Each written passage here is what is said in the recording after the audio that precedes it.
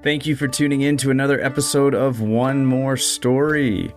Just a quick programming note, there is a loud bleep a few minutes into the interview. We had some wine, we had some fun, and a bleep and some editing was necessary to keep it clean. But it is an awesome interview. Liz has had such a unique career path, and if you are in a fantasy football league, you will definitely want to check it out. So sit back, relax, and enjoy tonight's episode. My guest tonight is Liz Loza, a fantasy and sports betting analyst at ESPN who appears on Fantasy Football Now, Fantasy Focus Football, and The Daily Wager. Before that, she was at Yahoo Sports, and before that, you might have caught her on The Bold and the Beautiful, or 24. Here. we also did a play together many years ago. Liz, welcome to the show. Thank you. Back when we were youngry. We had hopes and dreams. Yeah, now we just have diet wine. What are you drinking this evening? Isn't this like a show for kids? Do they really care about the mommy juice that I'm imbibing at the moment? The interviews for the parents, and I just am playing around with a subscription tier where it's just the stories. So parents can just put on the stories, and so they don't have to worry about the adults saying dumb things during the interview. So I'm trying to figure that out. So we can talk about mommy wine, because I'd like to know, what is mommy wine? Well, it's mommy juice. Mommy juice. Because anything that mommies can imbibe to help numb the pain of mommyhood is worthwhile. This is a lovely Pinot Grigio, okay, sourced likely from the suburbs of wherever Grigio is. All right. It's like the Van Nuys of wine, right? Like if you live in the valley, it's like if Pinot Grigio is like the Beverly Hills, then you're driving out to like Upland to get the grapes for this. But it's called Fit Vine, and it's a reduced calorie, reduced sugar wine, which is supposed to also get you less relaxed, but still trick your brain into thinking you're having a gorgeous glass of Santa Margherita Pinot Grigio. Gotcha. But there's fewer calories and it packs a lesser punch. And I put ice in it because I am so basic that that's also I end up drinking a whole bottle every night instead of just a glass. So I don't know, it's all a wash. Wait, why would you want to be less relaxed when you're drinking wine? Do you mean less? It's not drunk? the relaxation part. Yeah. The inebriation. Bingo. Sure. And the like having to get up in the morning when I have like two kids pretending like they're Dave Osborne, like Super Dave Osborne, like shooting down the hallway to wake me up at 6:30 in the morning and make them a toaster waffle. So welcome to it. So I've been trying to get you on the podcast from the beginning because I am absolutely fascinated with your career path, because it's one of the most unique career paths. I mean, so you started as an actor, and you were on Bold and the Beautiful. I didn't know that until I looked that up. IMDb'd me. I did. And 24, which I was big fan. I don't know how I missed you on that, but she recurred on 24. You recurred? There was an arc. You had an arc? Yeah. Tell me about your arc. It was 2 or 3 episodes. I don't recall at this point, but I was the emergency room nurse that informed Kiefer Sutherland, Jack Bauer, that his long-term love had been killed. Ooh. And was like trying to like save her in season 8, the final season. And you were on Scandal. What did you play on Scandal? I was a White House reporter. Okay. I had scene with Kerry Washington, who was the loveliest human. Also, I have a hilarious Kerry Washington story because I was in season 2. So the show was like mounting because it was, from the creator of Grey's Anatomy, but it hadn't yet become a runaway hit when we recorded. By the time the episode aired, it was a bona fide hit in its second season. But there was this moment that I was going to get my makeup done in the trailer. And, you know, one of the tropes that they tell guest actors is like, do not look at the series lead in the eye. Right. Some of them get weirded out by it. Like you can't look into their soul because it's vacant. And so I was making a point to not look in Kerry Washington's eyes. That was the instruction. And she kept like, this woman just kept like kind of trying to look at me. And I was like, oh God, oh no, I'm failing. I'm not doing this well enough. And then finally she like put her hands down, craned her neck. She's like, hi, I'm Carrie. Who are you? And I was just like, oh, I'm like reporter number 7, you know, like, or whatever. I think I had a name, but whatever. I was like, I'm a reporter. And she was like, it's so great. Welcome. Everyone is really lovely. Like your makeup artist is one of my favorites. She was so welcoming. And I was just like, oh my goodness. Like she is Kerry Washington, the lead of this series. And then we shot in Pasadena near the Huntington Gardens, and it was September. And you know, in LA, like September is still 100 degrees. And you're like, why is it so hot? But it was supposed to be set in DC in the winter. So all of the extras and the entire cast is wearing, including the guest cast, is wearing like these long wool pea coats. And we're all just like dying. Like everybody's sweating. The extras are like starting to pass out and everything. It's a mess. And at the end of the shoot, Kerry Washington went to every single extra and thanked them for their grit and their perseverance and looked everyone in the eyes and like personally thanked every extra that was like on the green in the group scene. She was amazing. So how do you go from you're working, you're doing some co-stars, some guest stars, and then all of a sudden you're working for Yahoo Sports as a fantasy analyst? How did that happen? I mean, it was a weird trajectory. I will say I've always loved sports. My mom was a single mom. And so my grandfather, who we lived with, was kind of like from a domestic point of view, primary caregiver. So I was not, and I'm from Chicago, which is like a sports city, right? So like everybody in the Midwest loves sports. We all know sports. This weird, like women don't do sports thing just didn't exist in the ecosphere that I was growing up in. In fact, South side or north side? Cubs or Sox? Well, I'm Cubs. And in fact, because my grandfather was in charge of things like Halloween costumes and ballet recital outfits and stuff like that, when I was in 3rd grade and all the other little girls were princesses, I was Ryan Sandberg, who was the second baseman, obviously, for the Chicago Cubs. And Astrick, my son, who is very active in Little League, still wears number 23 as an homage to that, to Ryan Sandberg and to my youth. So I grew up learning, like knowing sports. It was not a weird thing.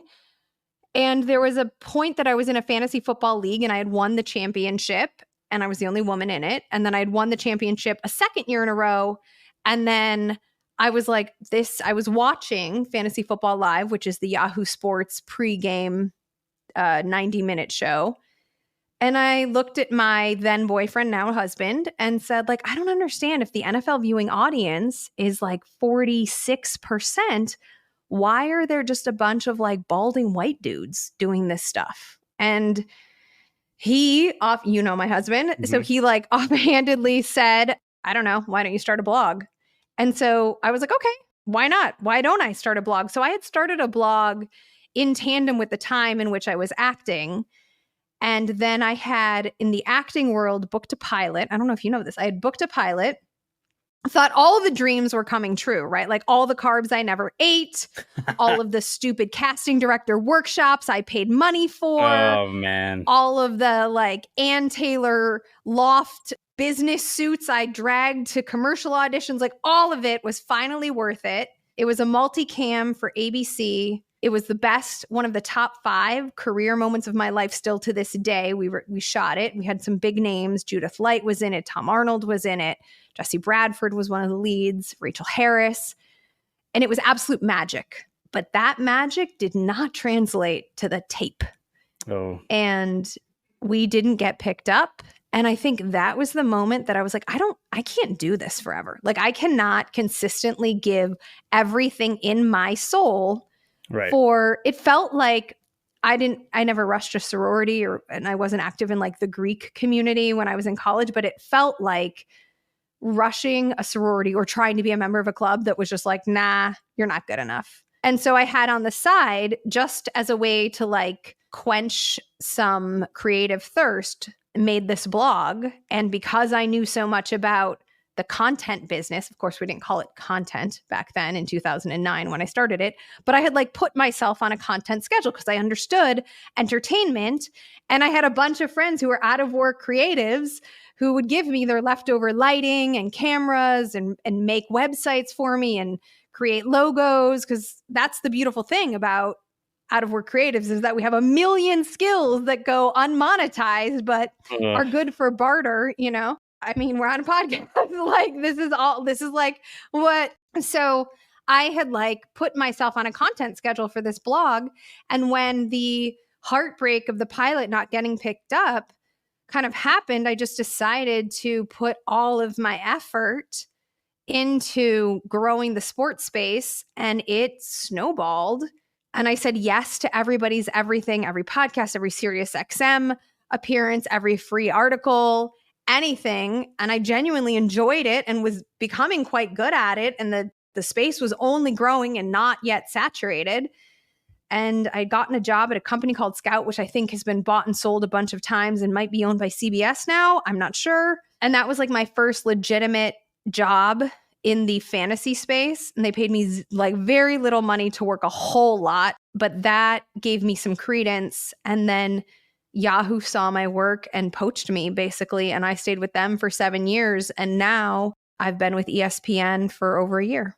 That's amazing. And you've been very helpful and insightful. I took one of your sleeper recommendations for the playoffs a couple of years ago. It was a tight end for the Rams, second or third stringer, who, because there were some injuries or something, and I put him in based on your recommendation, like a $3 Yahoo contest, and I ended up coming in first and winning like $500 on a $3 amazing bet. Yeah. Great.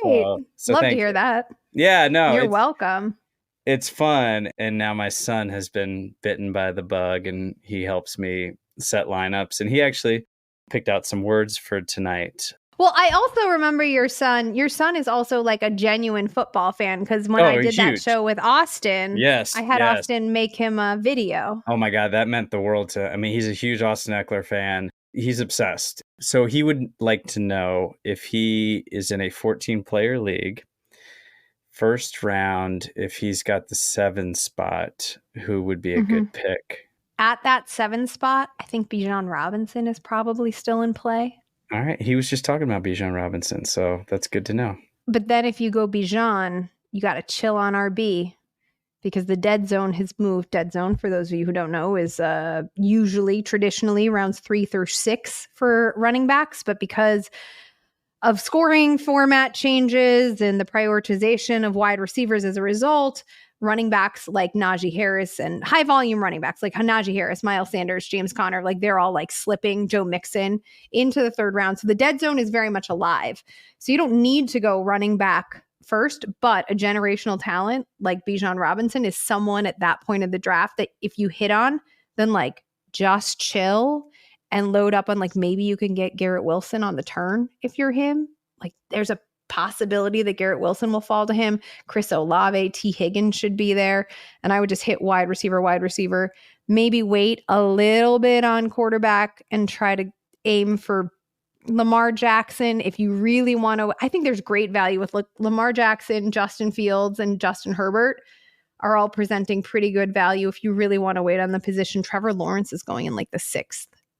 So what are your big sleepers and who are your big busts? My busts are, this one is not both of these are not popular. People get very triggered, but I think George Kittle is not a top 5 tight end this year.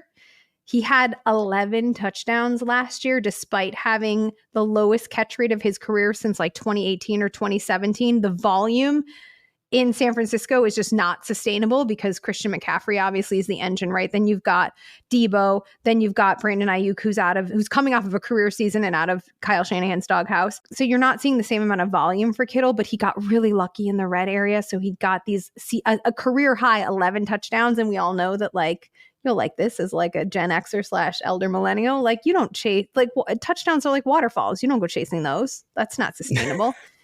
So, stick George to the Kittle, rivers and the lakes that you're used lakes to. that you're used to, right? Or wait and maybe get yourself a Chig Okonkwo or even a Dalton Kincaid super late. If you want to like spend above around 6 on a tight end, like Darren Waller, if he can stay healthy, TJ Hawkinson should be pretty reliable at an unreliable position. So I think Kittle's a bust given his ADP. Also totally out, and this is not because I'm a Bears fan, I am totally out on Christian Watson. Like he's a highlight machine. 7 touchdowns is what he managed last year, but he managed those 7 touchdowns in like a 4-game span. That is fluky, particularly like Allen Robinson's no longer the number 1. That means defenses are going to key in on Christian Watson. I don't think he has the separation skills to like really beat that coverage. And he's got Jordan Love throwing him the ball. So like I would rather have DJ Moore, Drake London for the same price. So those are 2 big busts. Sleepers, I love Jahan Dotson for the Commanders. Yeah, I think Commanders. Sam Howell. Yeah, I think Sam Howell, I can't believe that like he actually fell to the 5th round. There was a gutty preseason performance that he had just a couple days ago. Jahan Dotson, though, has like some of the best hands in the entire league. And I think he's going to benefit from softer coverage opposite Terry McLaurin. And like as much, I'm married to a Commanders fan as well. Like this is probably like a 5-win team. That means there's probably going to be a lot of volume because the team's going to be playing catch up quite a bit. So the target share should be there for Dotson, and he's got the skill to convert. Oh, and my breakout player at running back is James Cook, who's Dalvin Cook's little brother in Buffalo. I really, really like him. He's a great 0 RB or anchor RB target. I think he's going probably the 5th-ish round, but like if I took Bijan in the 1st, I might wait until and like end up with either Miles Sanders or James Cook. But Cook is like on a top 3 offense, and he's an incredible pass catcher. And outside of Stephon Diggs, like, am I really that impressed with the rest of the receiving core? No. I mean, the Bills have been like 5th in pass rate for back-to-back seasons. So his ability as a pass catcher, and like he's not just like a dump off pass catcher. He's not just like a security blanket pass catcher. He's like a route runner who can work as a receiver out of the slot. That ability, I think, in PPR friendly formats is going to be massive. All right. That's good to know. There you go. All that free advice. You didn't even have to click on an article. So, I mean, you're working year round, but like when do things really heat up for you? End of July. Like after the 4th of July holiday, that's when things start to ramp up. But ESPN annually puts on a fantasy football marathon, which I was in Bristol for last week. It was on Monday and Tuesday, and it's like 27 solid hours of fantasy content. But we, the fantasy team on ESPN1, not ESPN2, do 4 hours on Monday night and then 3 hours on Tuesday night. So now it feels like that's the ramp up for something like that. Now we're just like extending it through signups.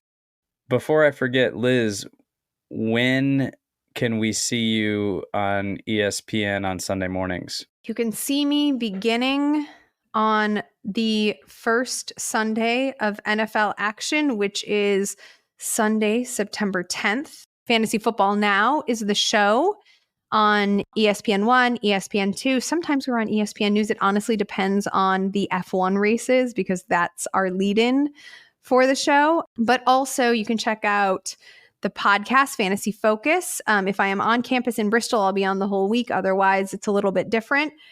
And I do and will be doing a hit every Tuesday evening on the LA-based Sports Center, which is shot out of downtown Los Angeles at the ESPN Center near the Crypto.com arena. And lastly, I have a new solo article that is debuting this week. I'm very excited about it because it's the first regular column of my career that is like open-ended, like not a sleepers column or a trade advice column, but just a like regular creative speaking to all of the different audience groups column. And it's called Facts versus Feelings, which I think is something that everyone, not even people in the fantasy space, are contending with. So with everything you're doing, how do you balance the work, the life, and how do you wind it down at night? And how do you get your kids down at night? Like, what's your routine? I mean, I should not be a model for how this is done. No, and neither should I. Like, I don't know. I feel like the kids, my husband like starts to yell at them until they go into the shower and wash their bodies. We are definitely a family that requires a shower every night. Like they have to bathe. I've never skipped bath because I need the space where they are not on top of me, and they need the ritual of cleansing themselves in order to get into a sleep ready mind state.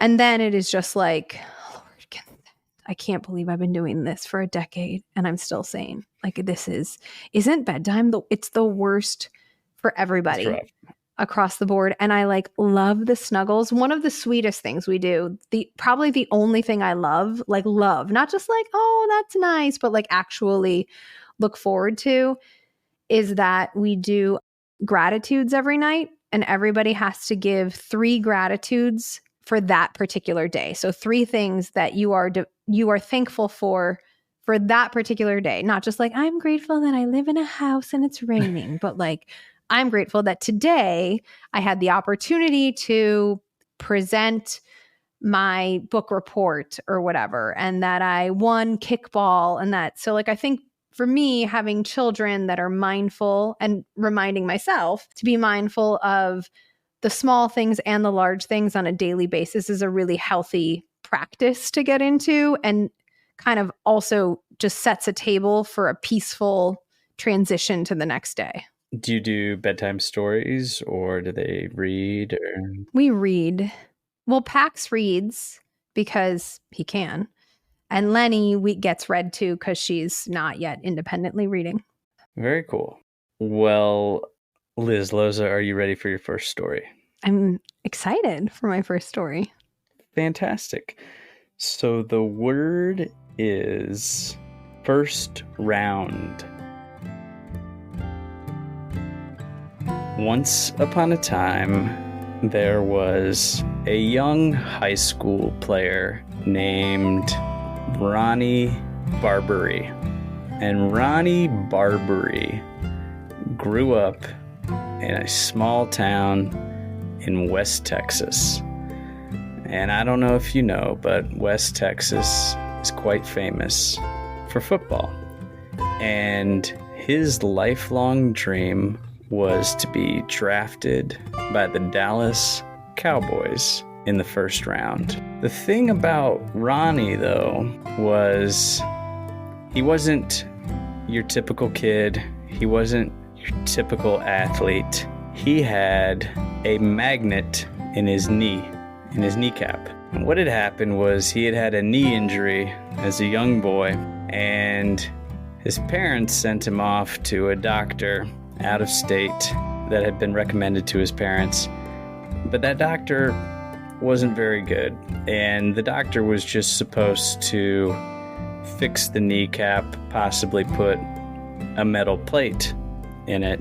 But that doctor was all out of metal plates, and all he had were some kitchen magnets that were just laying around the doctor's office. The nurses and the staff would always, post cute pictures of their families on the refrigerator and in the common space in the lunchroom and everything. And so there were always magnets everywhere. So he found like a Hello Kitty magnet on the refrigerator because times were lean at this particular doctor's office. He was out of network, and if sometimes it's hit or miss. It's you're rolling the dice, right? So he worked with what he had. There were times when folks came in and they needed a cast, and if he didn't have a cast, he would just take an old muffler from the junkyard, and he would fashion a splint out of an old muffler, and he would melt the metal together and solder it and make it real sturdy. Though he would make it real sturdy, he would send his patients on their way, and he would put some padding in this inside of the muffler, because that can be kind of abrasive if a person puts just a muffler on their leg. I don't know if you've ever put a muffler on your leg, but it could chafe, it could cut the skin. So he didn't have anything medically sanctioned in his office, so he would often use leftover rug clippings because they were soft, and he would just put kind of a lining inside the muffler, and he would put that cast on. But anyway, I'm digressing a bit and going off track. When young Ronnie came to see Dr. Clover, that was his name, Dr. Clover, Francis Clover, Dr. Clover said, "Well, son, I know you are a young aspiring football player. You've got a lot of athletic talent and you need this kneecap fixed up, but it's all busted up. So I don't have what we would traditionally put in your knee, which would be some sort of medically sanctioned metal piece. So we're going to use this magnet from the back of the Hello Kitty magnet that Jackie, my nurse, had fixed up her family portrait on the refrigerator in the break room. And I got her a new one. It's all good. So we're going to put this metal magnet, and that's going to replace your kneecap." So Dr. Clover did the surgery, put in that magnetic kneecap, and sent Ronnie on his way, ready for August tryouts for the high school football team.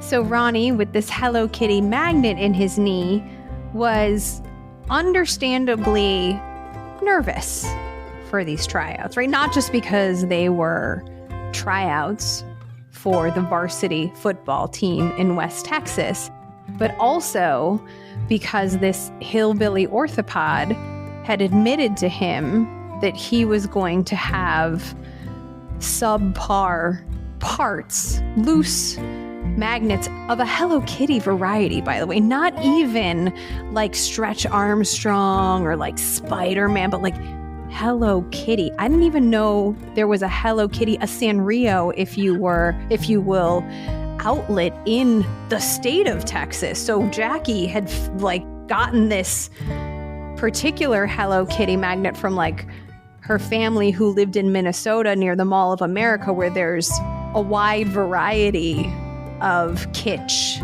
magnets available, because I don't think they mess with Hello Kitty in West Texas. But again, that's beside the point. So all of these thoughts, which are many, are running through poor Ronnie's brain.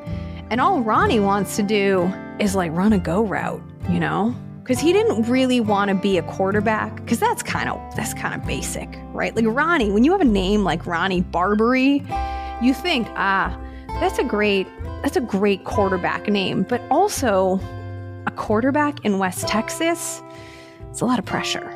And if his family didn't have the money to send him to an MD who could put a properly medically sanctioned piece in his knee, they certainly weren't going to send him to a therapist to deal with all of the mental pressure of being a Jason Street-like quarterback in this Friday Night Lights town. So he was like, all right, what can I be that's exciting, but also not too much of a stretch? And he was like, I know, I'll be a slot receiver. And so he was stretching out his knee, thinking about all of the short to intermediate targets that he was hoping to soak up. And his knee started to pull funny. And he realized that it was pulling him towards the whiteboard that the coaches were using on the sidelines.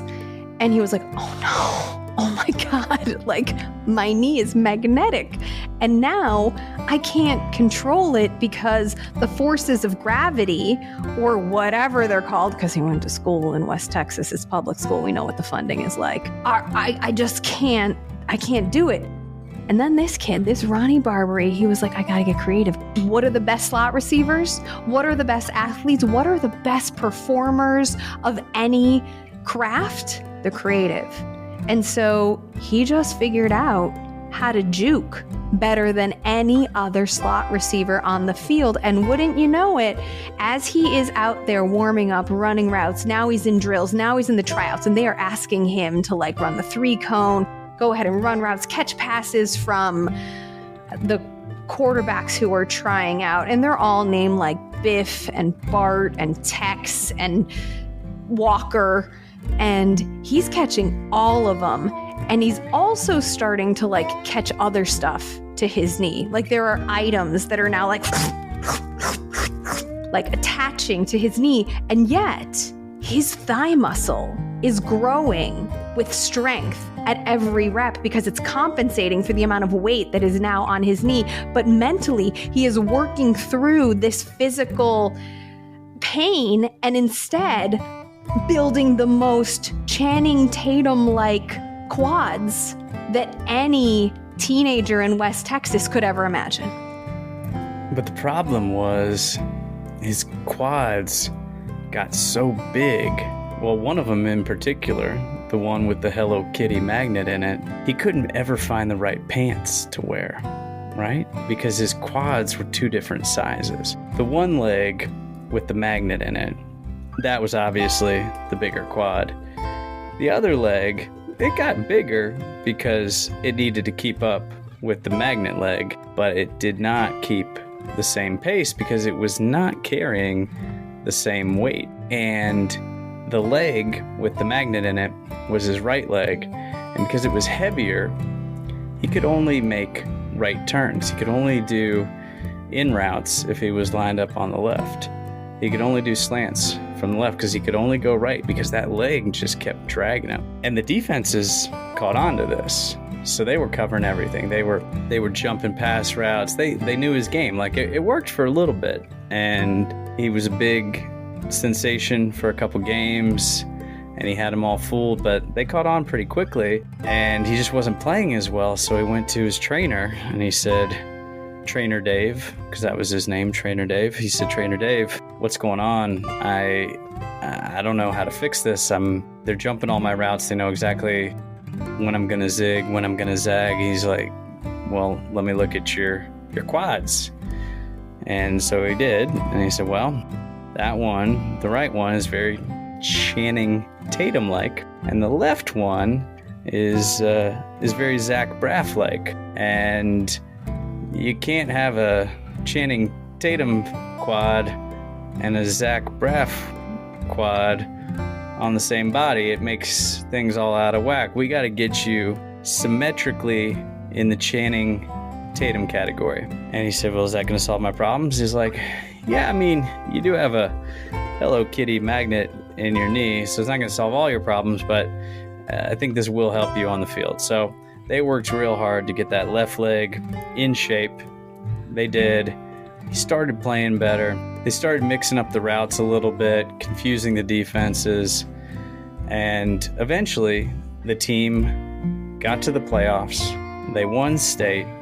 And in the process, Ronnie realized that the pants that he was supposed to wear, his uniform, was not meant for people who were not, they were ableist, in fact. I mean, what if you have this sort of incongruence in your physical form? Like, how are you, because what he had to do, obviously, was his parents had to buy him two different sized pants and sew them together because he wore a larger size on the Hello Kitty magnet knee side than he did on the other side. And while Trainer Dave helped him, I mean, this kid never missed leg day. He had to, absolutely. He had to make sure that the squats were deep and regular and without exception. But it kind of created inspiration in an unexpected way because he was like, well, my parents are like sitting here spending all of this money at like Hanes putting these pants together, and my mom is like, her eyesight is failing because she's trying to make the stitches all uniform because everyone's uniforms have to match. Everything has to look the same. There are very strict rules. Uniform policies are very by the book in West Texas. And so they're spending all of this money on Lycra. Like, how much can Lycra be? And so the family was like, well, what about people who aren't fully symmetrical? Is anyone actually symmetrical? I hear that that's a myth. I don't know. And so they came up with a whole line of clothing, not just for young athletes, but for people who enjoy anything, just like wearing clothes so you don't get arrested in public. And he decided to call it Skies Out, Thighs Out, and it created a giant empire. And he lived happily ever after. The end.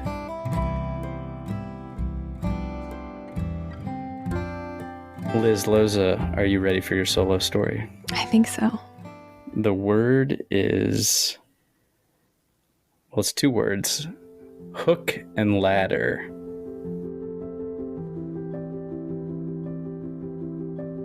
You know, hook and ladder is generally believed to be a sports term, but there is a very unique group of firefighters who have reclaimed the phrase hook and ladder for their own purposes. And let's be honest, if we're talking about heroes, while athletes certainly get that billing because of the enormous amount of money that they make and the influence that they have via a giant platform and the celebrities that they hang out with, if we're really talking about heroes, there are no bigger heroes than firefighters. I mean, these are men and women who risk their lives to not just like, oh, I'm going to save somebody, but to like put out one of the 4 wonders of the world. And also like breathe smoke like a dragon, which is pretty impressive. So there was this group of firefighters and they existed in Montana. Montana, if you don't know, has a lot of brush fire potential. There's not a lot of population, but there's a lot of land. And once that land catches fire, the whole thing can go up in smoke. And these firefighters were all retired college athletes who had giant aspirations to play at a pro level in their various disciplines. But some of them just weren't good enough. Some weren't tall enough. Some of them had physical maladies that they had gotten over the course of their college careers. And so they had all sort of met online in these chat groups. It was like Reddit, but without the hate. And they had all kind of talked about how, you know, they were really like upset about the fact that they couldn't pursue this dream, which is massive. I mean, think about, since you're a little kid focusing on just one thing and being told by all of the adults around you that it is your destiny and you are to step into it and work hard for it and be disciplined for it. And then something arises, whether it's, I don't know, your feet are too big, your arms are too long, or you bust up your ankle and just can't run as quickly.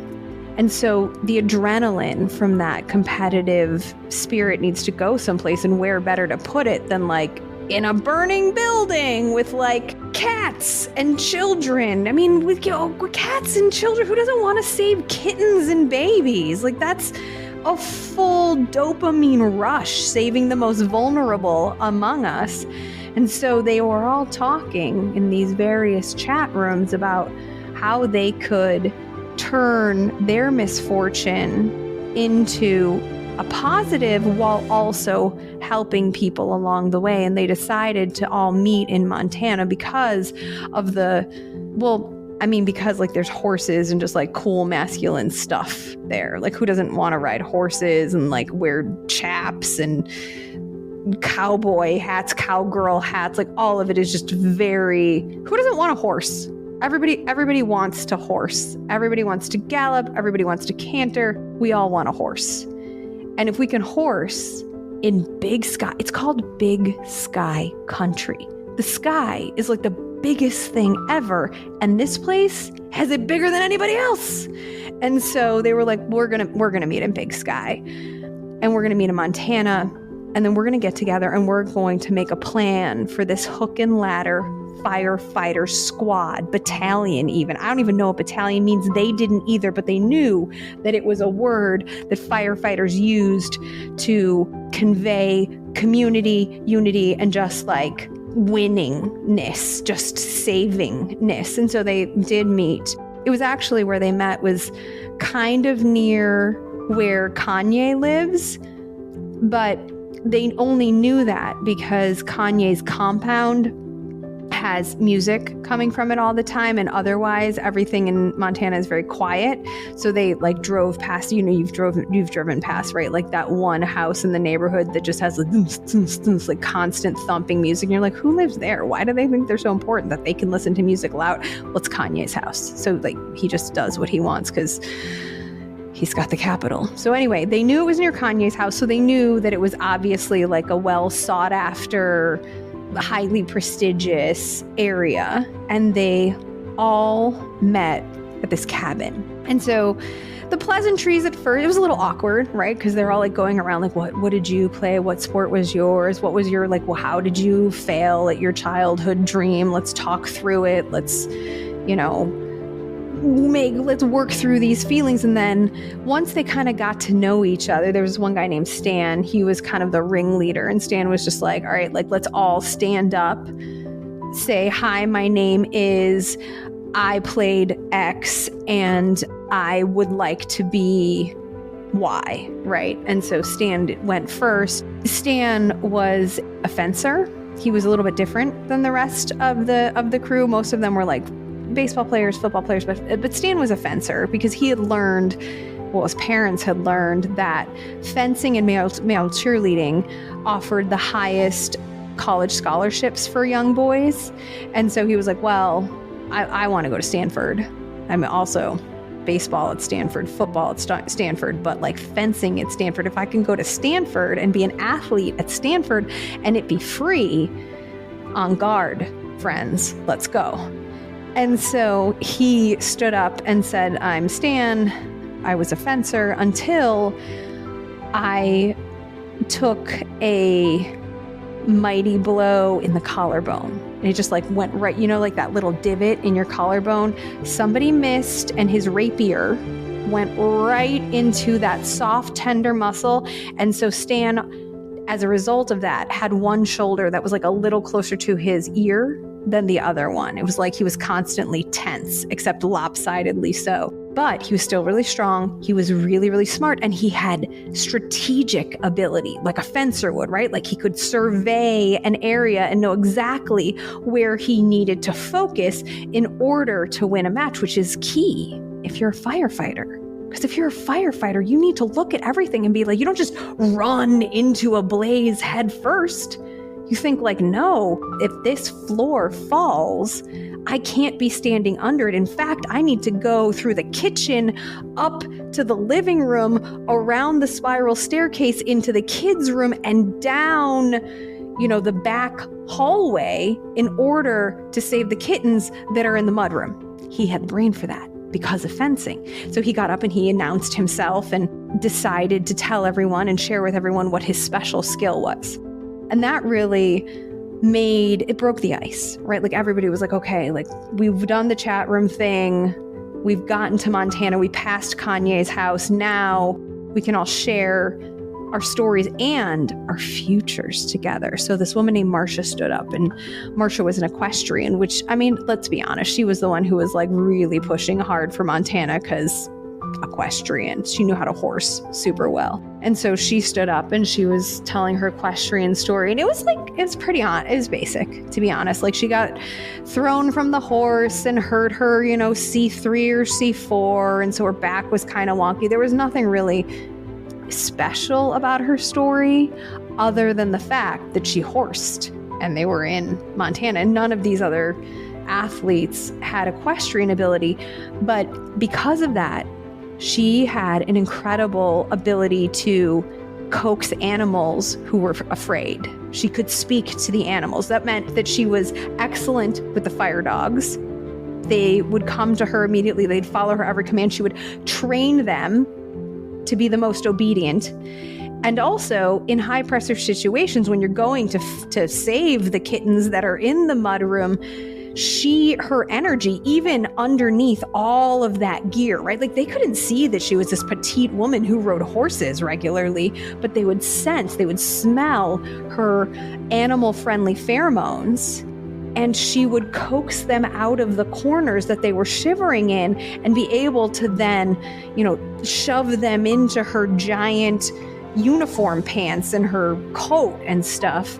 And or frankly, because how much does like a dachshund weigh? Like 11 pounds? Like, that's fine. She could like toss that at one of her colleagues and he would be able to rush out and save the animal. So like this animal husbandry thing that she had going on as a result of her experience as a equestrianer / horser was particularly useful. But those two were like the main inspo for the whole group. But my favorite, and nobody really knows about this guy, he's like flown under the radar for quite a bit. He stood up and he was a track athlete. And so you're like, okay, you ran track. That must mean that you are really, really fast. And so that you can run into a burning building and run right back out like the Flash. But nah, he had incredible lung capacity.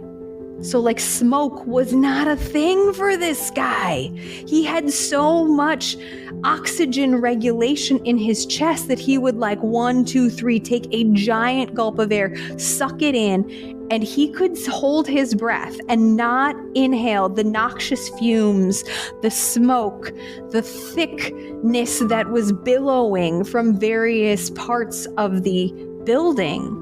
But basically, he was like basically Aquaman, but in a fire because he was holding his breath so much.